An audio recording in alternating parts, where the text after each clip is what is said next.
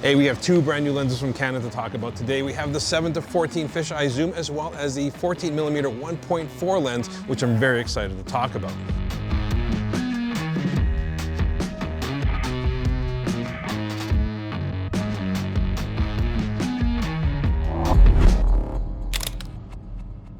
The first lens we're going to talk about is the 7-14 2.8 to 3.5 fisheye zoom lens. Now, it's a very unique lens that's going to really inspire a lot of people, especially if you're into those extreme sports. I mean, you can't help but think fisheye when you're thinking about snowboarding and skateboarding, those extreme angles and closeness that people can capture when they're shooting with a lens like this.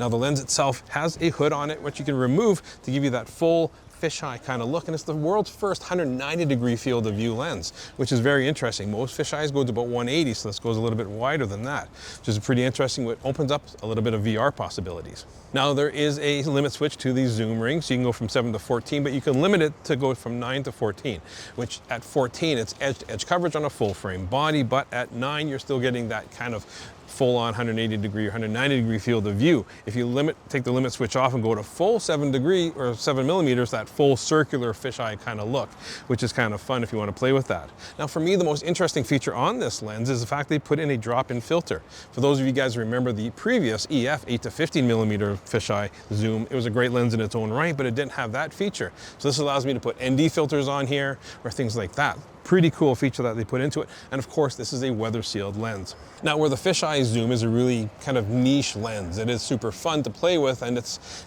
kind of an interesting perspective, but it's something you're not going to use all the time. That's why I'm more excited actually about the 14mm 1.4, partially because it helps complete that whole VCM series of lenses, the voice coil motor lenses in the Canon lineup.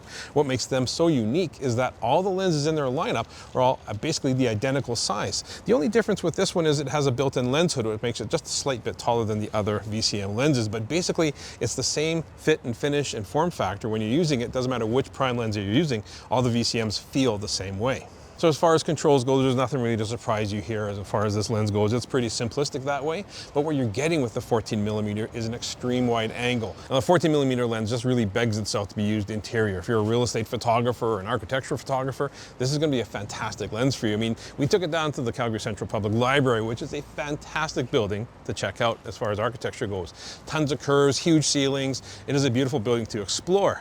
And this lens makes it look fantastic, really big and spacious, of course, but it's corrected really, really well. I mean, take a look at this brick wall shot here, and you can see it's a really well corrected lens, and that's pretty impressive as far as a 14mm lens goes. So I only had a limited time with these lenses, and I can't wait to actually get my hands on them for a proper review, because I think they're really going to add a nice element to a lot of people's repertoire. I mean, this 14mm really complements an already fantastic VCM lineup, and that 14mm is extremely wide. I can see astrophotographers are going to love this kind of lens, that wide aperture, wide angle. It's going to be brilliant and a great use case for any kind of real estate photographers as well. Now, the 7-14 fisheye is much more of a unique lens, but for me, I'm more interested in the 14mm. I think that's going to be the more versatile lens for people to work with, but I'm really excited what Canon's doing with their whole lineup. The fact they're innovating and putting in drop-in filters on a 7-14, it's pretty impressive. So I can't wait to get my hands on a copy of this when I have a much longer time to kind of play with these lenses. But what I'm working with today, I'm really impressed with what Canon's got going on.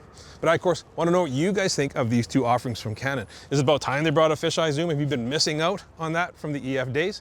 Let me know in the comments down below. Follow us both on Instagram, like and subscribe, and we'll catch you again next time.